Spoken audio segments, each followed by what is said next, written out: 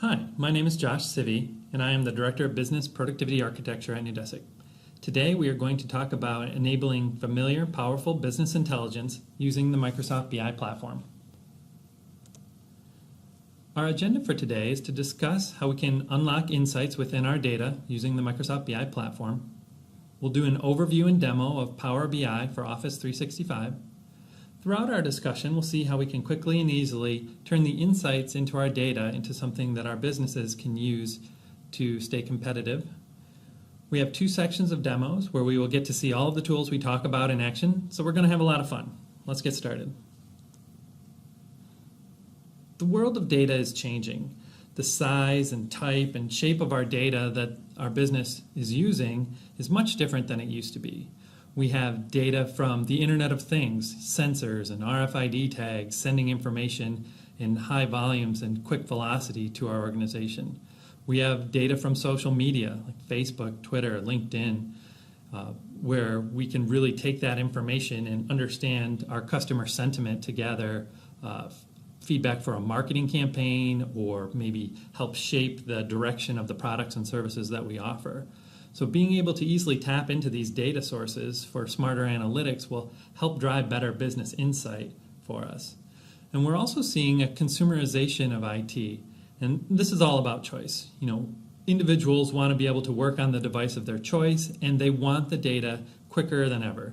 Information that's 2 or 3 days old or even yesterday's information might not be able to support the needs of the business. So we need to be able to empower our end users to have the data at their fingertips when they need it and where they want to see it.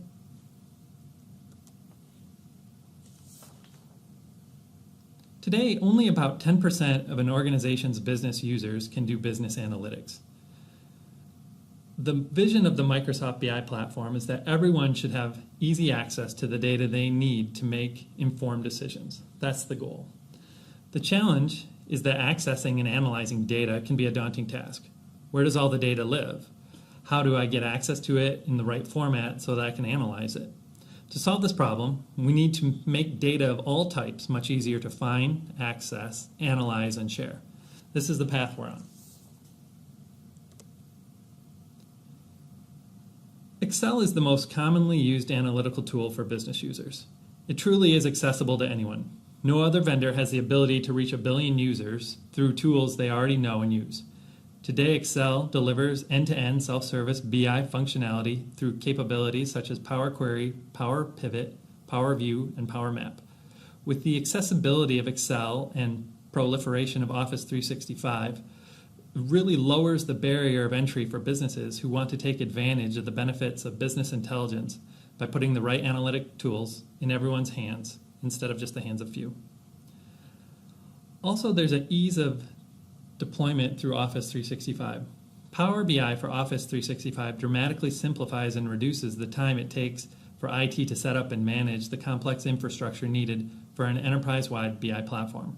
Power BI for Office 365 enables businesses to balance between the needs of business users working in Excel and an IT department's requirements for agility, monitoring, and governance. IT can also provide business users the ability to search and access IT-sanctioned corporate data sources both on-premise and in the cloud while monitoring query usage against their data. So first we're going to talk about analyzing in Excel. So the most powerful business intelligence solutions are built directly within Excel. There's never been such an abundance of available and useful information as there is today, both across the web and across your organization. However, users are challenged with effectively discovering and connecting this information so that they can gain the insights they need. Power Query enables information workers with a familiar and intuitive experience for finding and connecting to data from within Excel, providing them with ease of combining and transforming this data so that it can be analyzed and visualized for deeper insight. Power Query supports a wide variety of data sources, including relational, structured, and semi-structured data, OData, data from the web, Hadoop, as well as being able to do data search to be able to find information that's been published either through public sites or within our organization. And having that ability to, that search and discovery experience for relative data sets across the enterprise really makes data discovery easy. To be able to analyze our data in Excel, Power Pivot allows Excel users to create sophisticated models with data in Excel by creating relationships, custom measures and calculations, hierarchies, and KPIs. Power Pivot models can mash up data from multiple data sources and process the data in memory so users can analyze hundreds of millions of rows of data with lightning-fast performance. Power Pivot also uses column store index compression to reduce data file sizes. Visualizing data within Excel. In Excel 2013, there's been a host of new visual capabilities added. Quick Analysis provides immediate views of various visualization options and reduced time to add them into your data. There are chart recommendations, which use intelligent heuristics to suggest charts. The charting functionality provided in live previews, rich data labels, and easier ways to add chart elements, apply styles, and filter directly from the charts. Excel 2013 also introduced Power View as a native module within Excel. So previously, Power View was available embedded in SharePoint through SQL Server Reporting Services 2008 R2, but now that drag and drop interactive dashboard creation can be done directly in Excel 2013. And it brings us the ability to create very interactive visualizations and a more fluid exploration of our data. Power View easily creates visual reports and analytics through the use of interactive charts and graphs to help you explore and present your data in bold new ways. Customers can create these dashboards and interactive visualizations that provide instant answers to a variety of questions. Increasingly, we have access to geospatial data, and recently introduced Power Maps brings new 3D visualization tool for mapping, exploring, and interacting with geographical and temporal data to enable Excel users to discover and share new insights and trends, patterns, and outliers in their data over time. In addition, with Power Maps, users can easily capture and distribute their insights in the form of an interactive movie telling compelling stories about their data. So what's next? The importance of data visualization is on the rise. Deeper interactivity that blend analysis and visualizations even more fluidly, newer types of visualizations that enable you to see deeper insights more easily, richer experiences on the devices customers use most, and great storytelling experiences are just a few of the areas in which Excel enables familiar, powerful business intelligence. So we're going to go into our first set of demos where we're going to see all of these tools in action.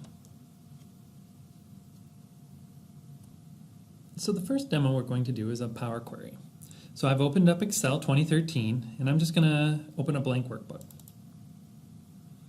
So Power Query is an add-in for Excel 2013, and we can see it across my toolbar here.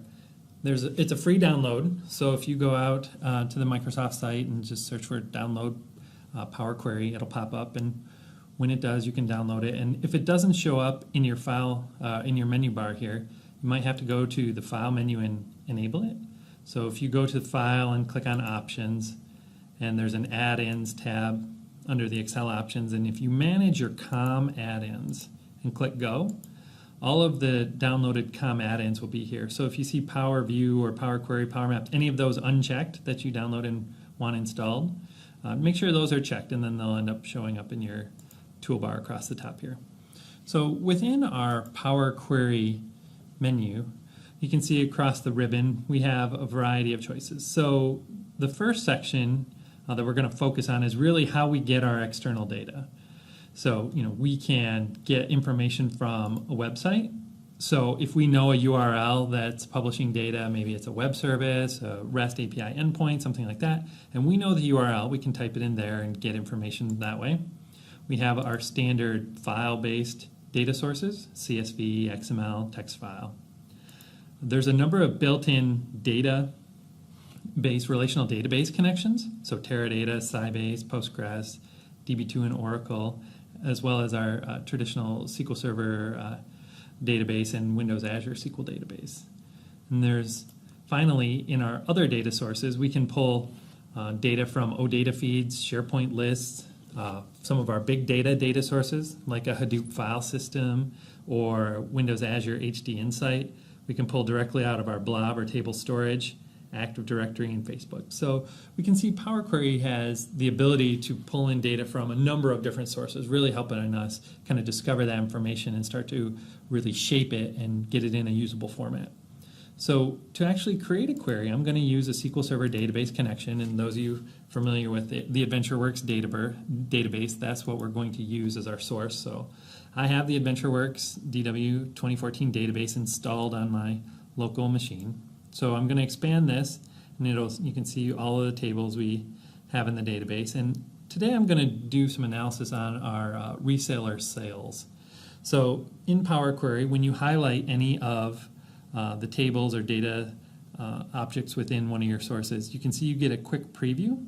So I can come over here really quick and kind of preview some of that information and understand right away if that's the data source I'm looking for or not. So instead of kind of wasting my time to say, oh, is this the table I'm looking for, and import it and then look at the data, you get this really nice quick preview of the information that helps you determine whether that's the data you're looking for or not. So I'm going to click on that fact, reseller sales, and if I wanted to pull in the entire table contents, I can just click on the load button. But more often than not, we're probably going to be needing to shape and edit that query a little bit. So I'm going to click on the edit button here, and it's going to pop me up into the Power Query Editor. So there's three main sections to the Power Query Editor. Across the top is our ribbon with all of our shaping commands and the abilities we have to kind of merge and transform and choose the data we're looking for. We have the main preview area where you're going to be able to see the data as it's shaped. And then we have some settings over here where we'll set the name and the description. And my favorite part of Power Query is the applied steps. And we'll see that as we go through this query example, that the query steps and the shaping steps that we take will just kind of build up in a list here. And we'll be able to quickly and easily kind of go back through and do any troubleshooting if we need to on the query as we're creating it. So since this is a data warehouse table, there's a lot of keys and fields that I don't really want. So the first kind of shaping exercise I'm going to do is to kind of choose the columns I want to work with. So up at the ribbon across the top here, I'm going to click on the Choose Columns button. And there's a little pop-up here that I can pick which fields I'm interested in out of this data set. So I want the order quantity and the unit price. I also want the order date. And I'm also going to pick this dim product. So dim product's actually a table within our database, but Power Query was able to inspect the relationships in our relational data source and understand that we had a primary key, foreign key relationship between our fact reseller sales table and this dim product table. So it's a really nice way that Power Query has to be able to kind of inspect complex objects. So you'll see a very similar user interface if you were, for example, maybe doing an OData feed or pulling data out of a JSON source from a web endpoint, something where you can have nested complex objects. You can still do your query and pull information from those nested objects, and you'll see the user interface will look very similar. So I can click on this button to expand into this child table, and when I pull that up, let's see, out of the product table, let's say I care about the product name and the color, and I'm also going to pull in subcategory information. So another, traversing another table down into the dim product subcategory.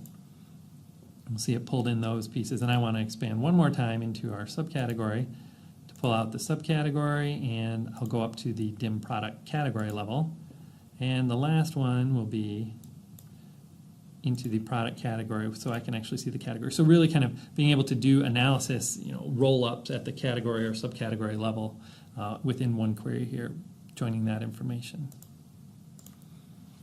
So now that I've brought in the columns that I care about for my analysis, I can start to shape even further and kind of make it a little more readable. So you can see the column titles across the top by default will kind of keep the hierarchy of where we pulled that information, but I know I pulled the product name from the dim product, so I'm just going to right click on that and click rename, and I'm just going to call this the product name, and I'll do the same thing for the color, to just call that color, My subcategory I'll call product subcategory.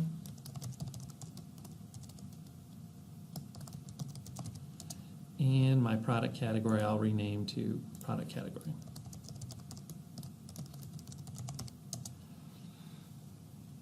Other types of shaping transformations we can do, if we right click on a column, you can see in the transform menu here, we can lowercase, uppercase, capitalize, trim data that might have spaces on it.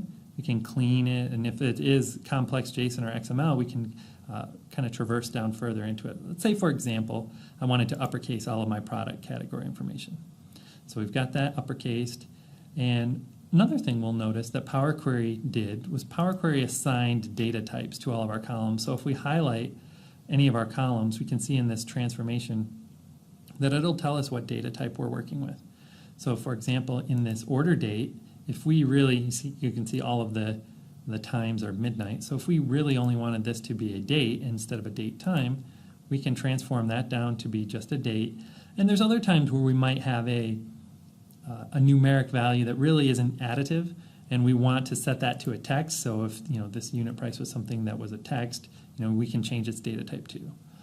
Some of the other shaping transformations we can do is if we wanted to split this column, you can see each of these have most of them have like a comma in there. You can split a column, which is very fun. If you've got like maybe like a first name, comma, last name field or something like that, you can go into the split column and either split by a number of characters or by a delimiter. So if I split by a delimiter and I said, oh, just do the leftmost comma, I can split, and you can see that it split my product name into the product name and then whatever this was after the comma, and you can see not all of them had that. So the splitting column is also a very common transformation that I use quite a bit when I'm doing my data shaping. But for right now, I didn't really like that I split that by the comma, so I can go over to my applied steps. You can look and see that as I was going through making all of my changes, I can go back at any point in time and click on this, and it'll refresh the data preview to show me what the data looked like at that step. So let's say after I changed the type here, and then I split, I don't really want that split anymore. So I'm going to go and delete both of these steps, and I get myself right back to where I was. And this is the query that I'm looking for to move forward with. So when I'm ready to be done with my query, I've got a couple load settings. I can either load my query into an Excel worksheet, or I can load it into a Power Pivot data model, or I can do both. But for this example, we're going to load to a Power Pivot data model, which is going to lead us into our next demo of Power Pivot. So to be done here, I'm going to say load to a data model. I'm going to click the apply and close button, and my Workbook Queries window is going to slide out here and tell me how many rows of data it loaded into my Power Pivot data model. So the next part of our demo, we're going to go in and see how we can edit some of this information in Power Pivot. So Power Pivot is that kind of modeling, creating that semantic layer where we can go in and kind of mash up different queries or different data sets that we pull in. And Power Pivot has actually been available as a plugin for Excel since 2010. So a lot of people are probably familiar with a lot of its functionality. So we're going to hit some of the functionality within Power Pivot, and especially how we integrate queries from Power Query. So inside of Power Pivot, when we click on that, when we want to actually view our underlying model, we click on the Manage button here. So that brings us into the Power Pivot Model Editor window here. And we can see we've got a couple different views. So for a lot of you, this might be very familiar. But if this is your first time looking at the Power Pivot for Excel model editor here, you've got a couple different views. You can look at your data view, or you can kind of look at a diagram view. We imported one query from Power Query, but if you'd not used Power Query and you just wanted to pull information, there are still some data sources that you can pull directly from Power Pivot.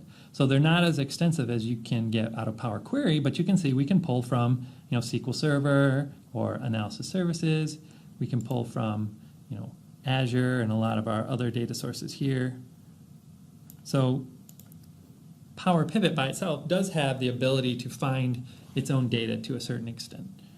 So once we've got that information here, if there were more than one tables, we can create relationships between that information, and we can also kind of enhance our semantic model, which is what we're going to do right now.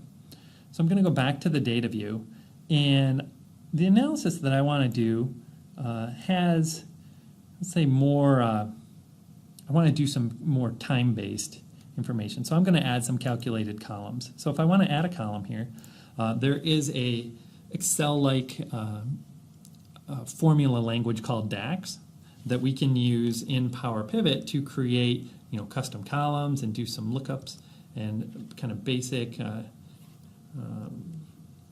additions and enhancements to our semantic model.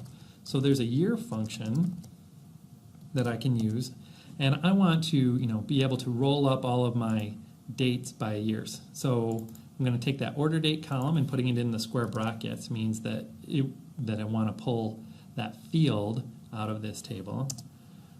And I want to rename that to say this is the order year. And I'm going to add the month also. So I'm going to add another new column.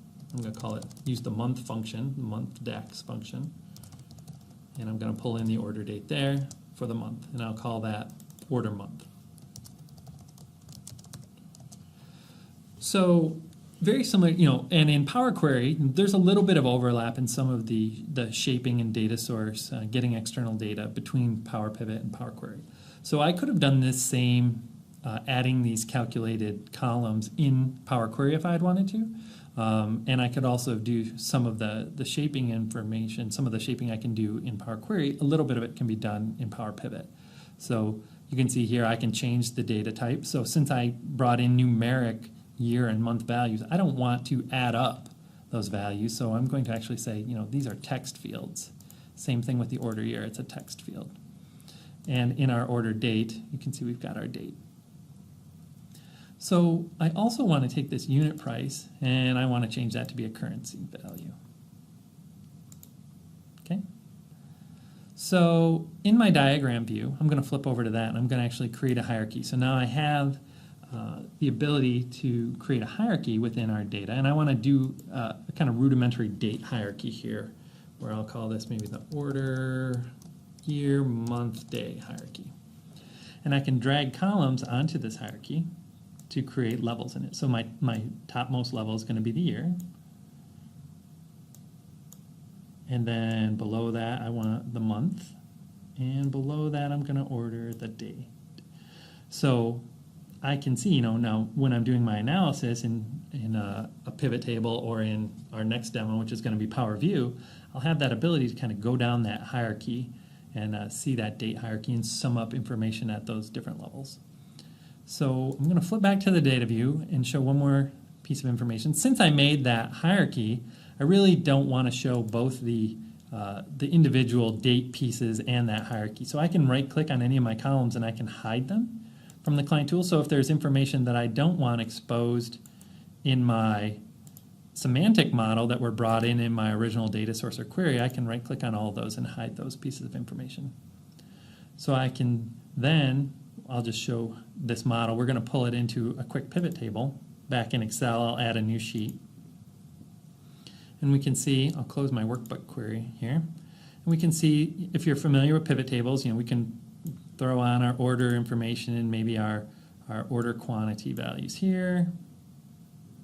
And you can see it summed up all of our order quantities, and we could sum up the unit prices of all of those quantities. And I've got a very quick model that I can go in and do some expanding of down to the month level, down to the date level. So the next part of our demo is we're going to take this same semantic model and we're going to use Power View and see some of the other visualization pieces within Excel 2013. So the next demo we're going to do is on some of the visualizations that we can do within Excel 2013. And before we get into Power View, which is going to be the main focus of this section, I wanted to show some of the recommended charts. So we can see there's a new button when we go to the Insert tab in Excel 2013. We can highlight a group of pieces of information and click on the recommended charts. So if I took off, let's say if I took off the order quantity here and I highlighted the data I cared about and went to the recommended charts, you can see it'll recommend, based on the data that I had, a cluster column chart here. If I did some pivoting of my information, let's say I put on my time across the columns and my rows, I put the product category name and put that information on there, you can see we've got another set of charts that we can recommend there. So the recommended charts is just a fun kind of way to say, yeah, I want to put that chart in my Excel workbook, and then you can kind of drag it around from there. So the main focus of this part of the demo is going to be on Power View. So I'm going to open a new tab here, and since I still have my Power Pivot model within this workbook, I can click on the Power View tab here. And if you're, again, this was available in SharePoint in 2008 R2 for reporting services.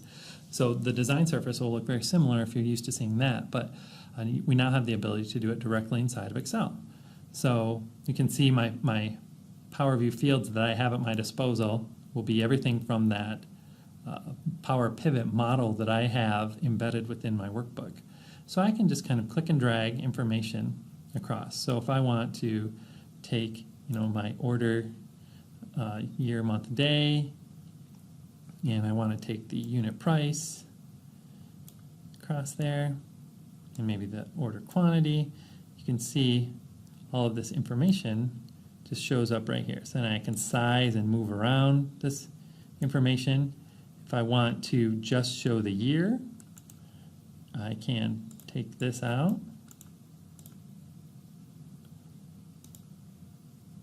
and just show the year. So I expand into here and say, let me just take the year, and I'm going to take the order quantity, and I'll break that down by the product category. So if I take that product category, I'll move it up here. So, if I wanted to shape this, and I can go and switch my visualization now and say, maybe I want this to be a bar chart. So you can see it's taken my years and broken it out by product categories across there. I can start another chart down below if I wanted to chart by product category and then product subcategory, and maybe instead of the order quantity this time we wanted to show the unit price of that information. And if this was going to be, let's change this to a line chart. Let's use a stack column chart here.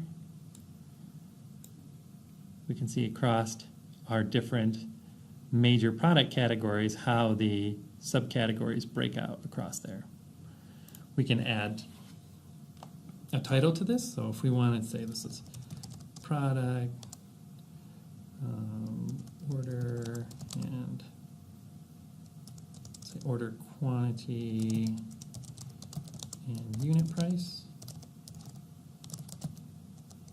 analysis. If we want to add any kind of filter information, we can drag on different attributes here that we'd like to filter by. So we can filter on, you see we've got our month and our color. So if we wanted to filter down to everything that was a product that was red, you can see I click on red and both of my charts will automatically refresh to only show the information that was red. I can get that same kind of dynamic filtering here if I wanted to only see my accessories. I can click on my accessories, and you can see that that information filters down and kind of becomes translucent on the bottom side here when we don't have any data in that area. So I can click on it again to undo it. So same thing over here.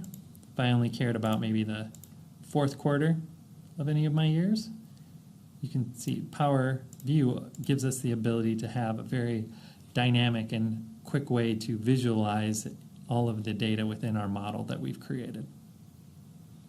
So in the next demo, we're going to look at Power Maps.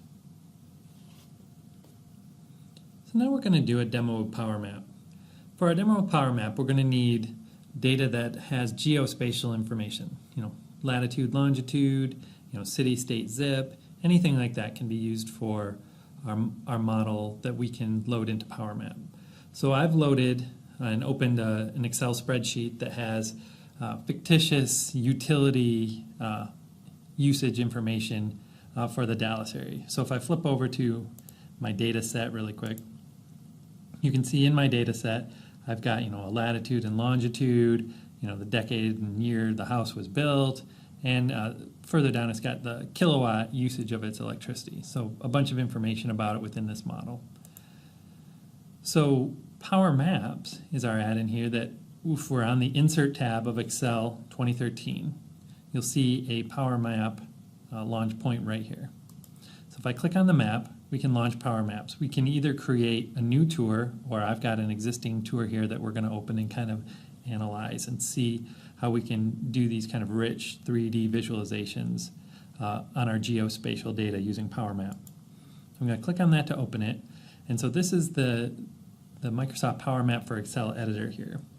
The main tile in the middle here shows us kind of what our map looks like, and we can create different scenes of data. You see I've got 4 scenes of information here, and in each one of our scenes we set what attributes of our data model are being pulled in that scene, and we can kind of fly through it and set different pieces of information to there. So you can see in this second scene here I've kind of taken the decade built and started to add more visually compelling information to our analysis, where when we started in the beginning here, we're just summing up the total square footage of a specific house location.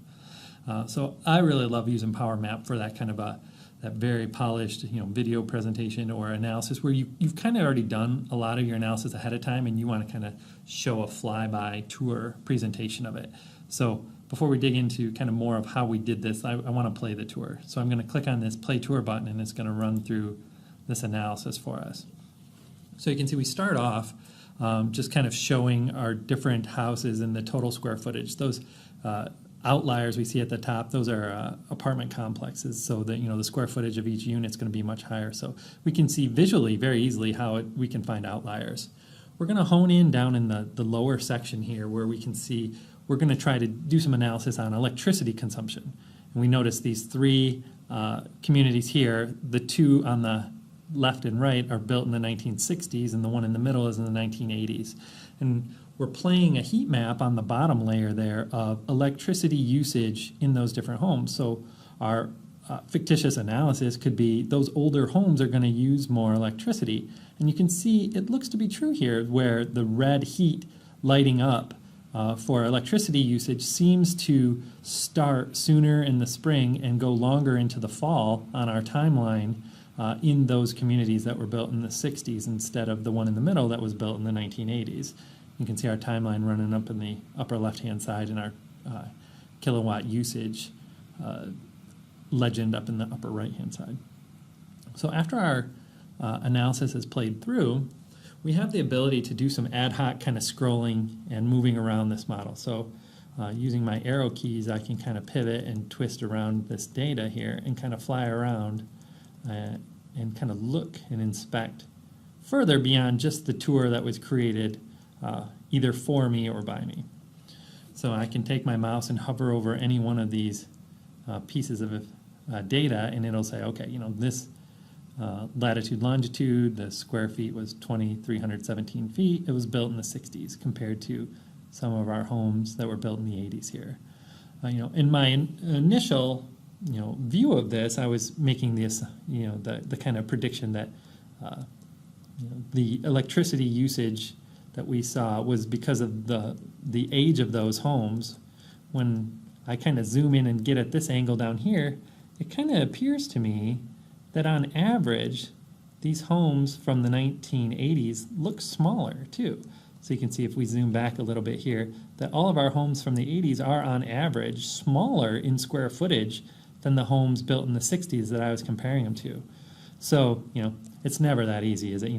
All of our data analysis and the data that we have, it's never black and white. There's always lots of factors that go into the different outcomes that we're trying to either explain or predict. So, I'm not confident now that my analysis of saying, these older homes used more electricity because of their lack of energy efficiency, when really they're also larger square footage. that was very easy for me to identify when I could get in there and kind of twist and pivot around and explore this rich geospatial information in a 3D kind of way.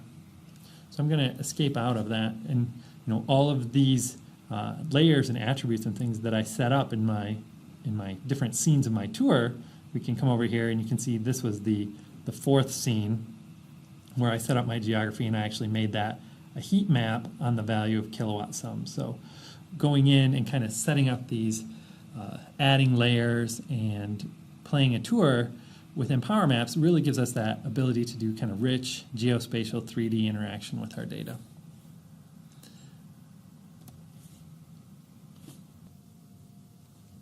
Now that we've seen how we can analyze and visualize data in Excel, let's go and look at the ways we can now collaborate and share the insights we've gained with Excel with our other users. So Power BI for Office 365 is a complete self-service BI solution delivered through Excel and Office 365 that provides data discovery, analysis, and visualization capabilities to identify deeper business insights from data in Excel. The Power BI for Office 365 service is a cloud-based solution that enables collaboration and reduces the barriers to deploying a BI environment for sharing reports and accessing information.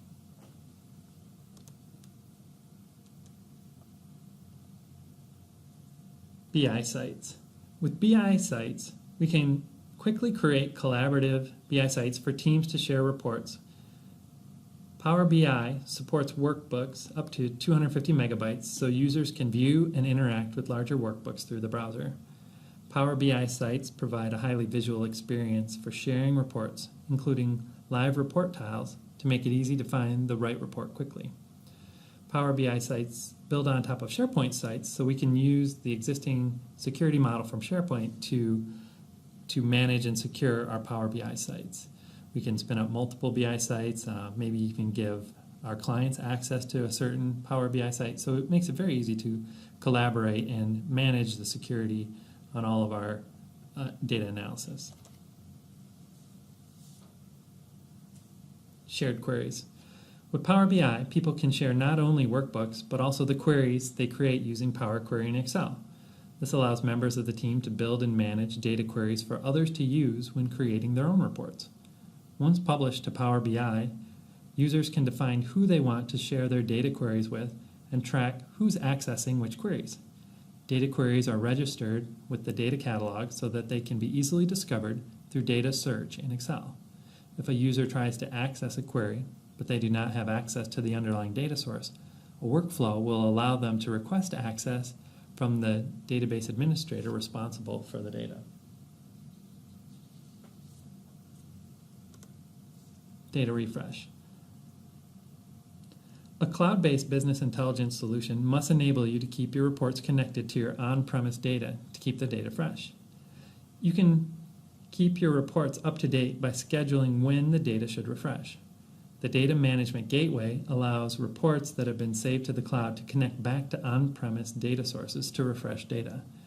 The Data Management Gateway is installed and configured by IT on-prem and enables reports to connect through the firewall back to the underlying data sources.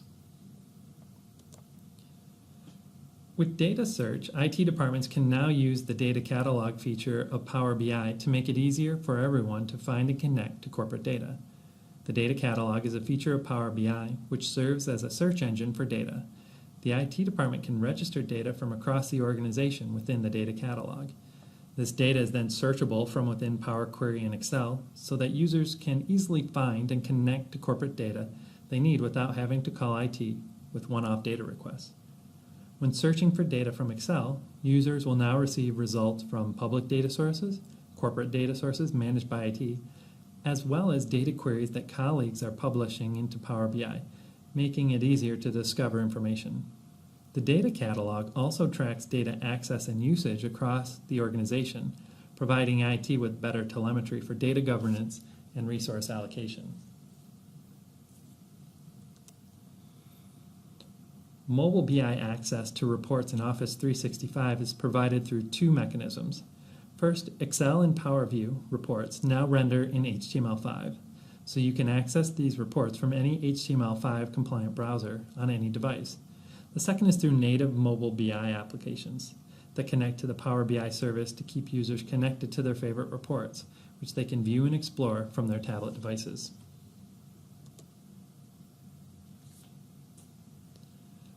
Power BI enables business users to interact with their data in natural language. The natural language query capabilities allow users to ask questions of their corporate data and get instant insight and visual results. The experience is instantaneous and uses natural query language. Q&A interprets the semantics of the question the user is asking and serves up the correct interactive chart or graph. Now we're going to get into our second set of demos where we're going to show how we can share and collaborate our data insights with Power BI for Office 365.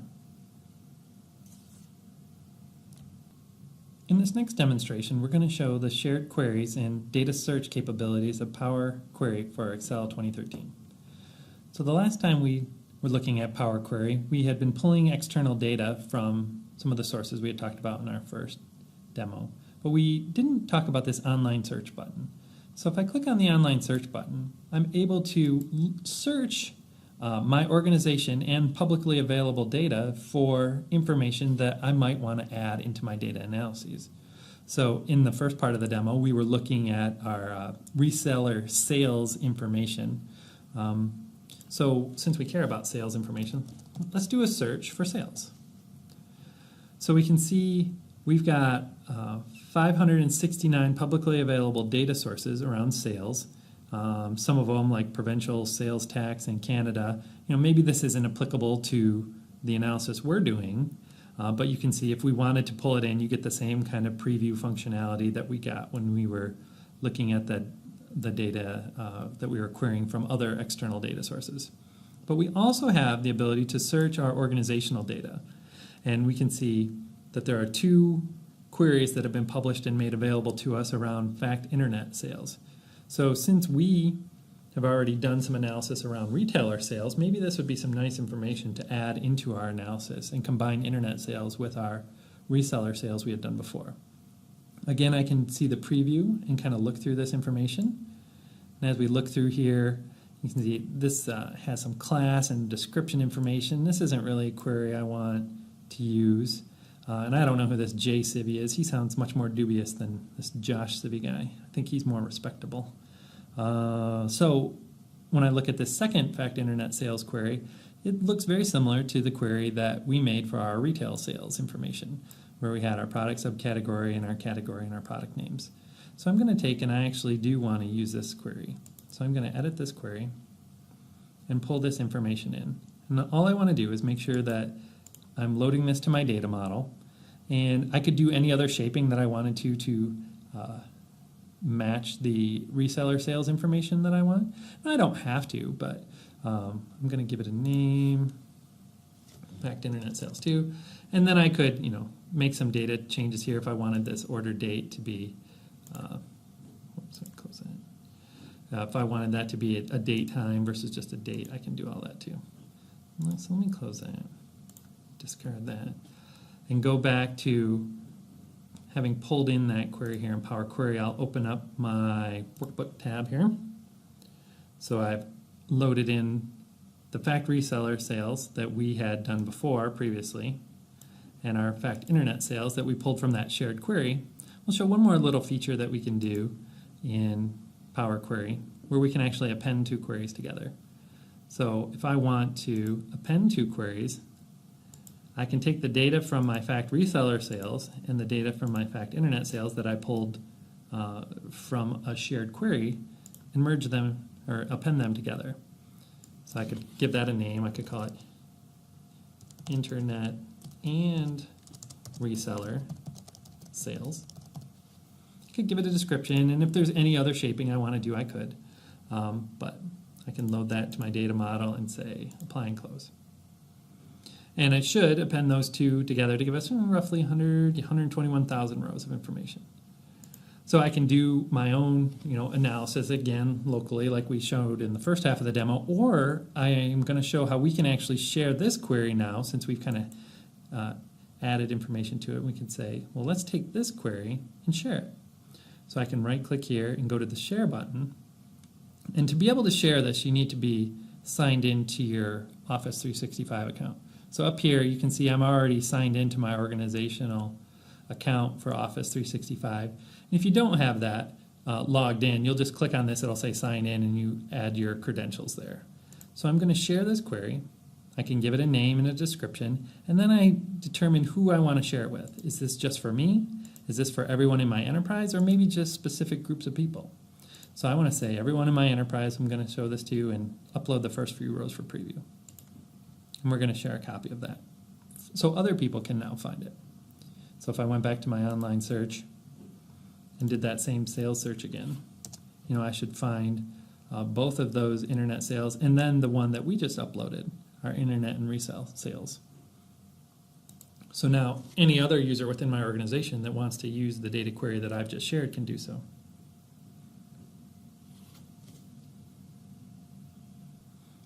So now that I've shared my Power Query, I can go log into my Office 365 account and go to my Power BI site. And I can actually see all the queries that I've uploaded by clicking on the Data tab here. And this was that kind of a shared queries, query analytics section that we had talked about having. So we can see our 2 queries that we have up there. And we can actually start to get statistics and analytics about which queries are being shown in searches the most often. So you can see we actually clicked on this fact internet sales when we had gone in and used that as part of our internet and reseller sales query. And these charts, they can show you can show your last day, 30 days, or year, and kind of see the nice information about the queries and who's using which query. So from an IT governance standpoint, being able to see all of the queries across all users, not just my current user that I'm showing now, you can find those queries that are or not being used and look to either remove or deprecate those queries that aren't often used to reduce the maintenance burden that we have. For our last demonstration of this webinar, we're going to look at Power BI sites and the natural language questions Q&A feature within Power BI. So I've logged into my Power BI site for Office 365, and I've got some sample data that comes with Power BI that you can install by default. But we've been working on that fact internet sales and fact retail sales data. So I want to add a new document to my Power BI site. So I'm going to click on Add, and I'm going to upload a new file. And I just put that file on my desktop. Take that, say OK. Now when I upload a new file, there's a couple things I need to do. One, I can get, you can see that it'll take a kind of a screenshot, so you can see a tile of the visualization to allow you to quickly kind of identify and look if that is a report that you might be interested in. Also, within here, you can enable the report and you can add it to your favorites. So any report that you add to your favorites will have a star by it and will also appear on your favorites page if you're using the Power BI native mobile app for Windows 8.1 devices. And then you can also add it to your featured reports if you want to. When you add it to the featured reports, it'll show up in the featured reports section. And what we need to do for the natural language question is to add it to Q&A. So we add it to the Q&A, and that really tells Power BI that the data model within this workbook can be inspected when we're looking for questions that someone's going to come in and type in the natural query language question and answer section. So if I go up here and I say, let's just go to that Power BI Q&A question. So we're here. We can add featured queries and featured questions here, or featured questions where you can look at some of the sample data here. But if I just wanted to say, well, what was my total order quantity? We had, order quantity,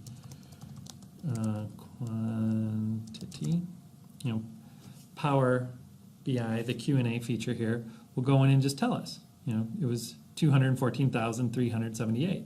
And it'll also tell us some more information about what model it pulled that information from. So it can say it's that enabling familiar, powerful BI workbook that we uploaded. So without having to know, where it was or, who uploaded it, I can just type in a question here and it'll give me the answer. So what if I wanted to break that out by product? You can see the visualization down below will kind of take the order quantity and split it out by product name. If I wanted product category, I could say total order quantity by product category. And then we'll see that the visualization down below will kind of update for us.